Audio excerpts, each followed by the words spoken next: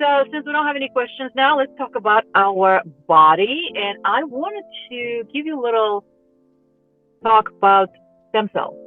Everybody has to understand what stem cells are because now everybody's talking about stem cells. Everybody's talking about exosomes and how wonderful they are and how miraculous they are. And I'll tell you the story, my own personal story. In 2009, 2008 started, 2009, it became really bad problem with my knee, osteoarthritis.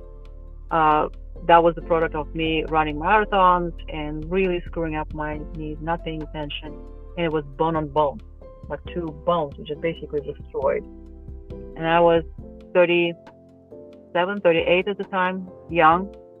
And every orthopedic surgeon that I went, everybody said, you have to have knee replacement. There's no other way.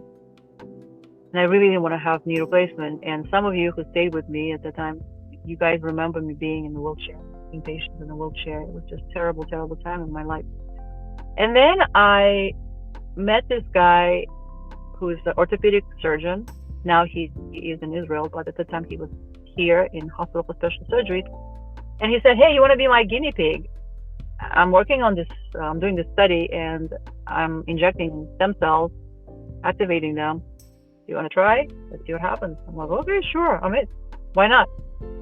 And back in the days, medical doctors, medical personnel, we had very good insurance, so it actually covered everything. Otherwise, it would be like 100. I think it was like $55,000 or so. It was like a pretty expensive treatment.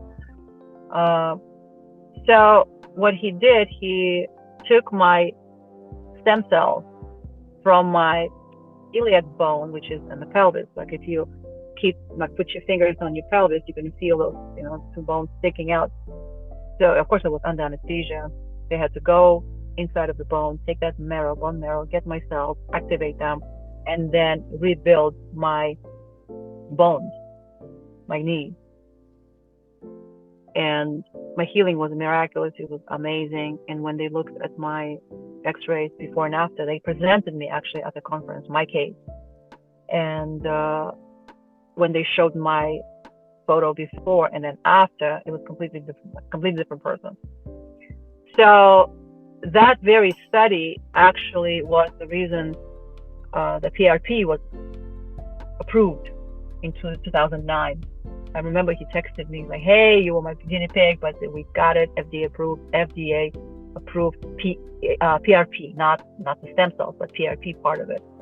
And I'm going to explain to you what PRP and difference between stem cells and all that.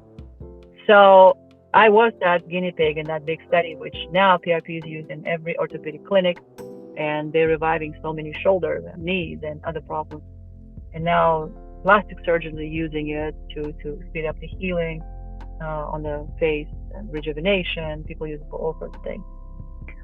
So one of the examples is a vampire facial. That was very popular at some point. I don't know if it's still popular, but basically you get injections of that PRP on your face. They take your blood, they spin it, they take that active portion of your blood, and then they just inject your face for rejuvenation purposes. So that's my personal experience with stem cells. And during that stem cell injection, which they had to do, they put me on the table at least 7 times for the injection. I had to be under anesthesia. So during that time, I remember what happened to my face, what happened to my body. It really rejuvenated me. Well, at that time, I was only 37, 38 years old, but my hair, my skin, my eyelashes, everything was so lush and so healthy. So meaning that it's not only my knees responded, my whole entire body responded to it. And I had some autoimmune issues, which I was already handling with my diet and all that. And it completely wiped that autoimmune issues with my thyroid and everything altogether.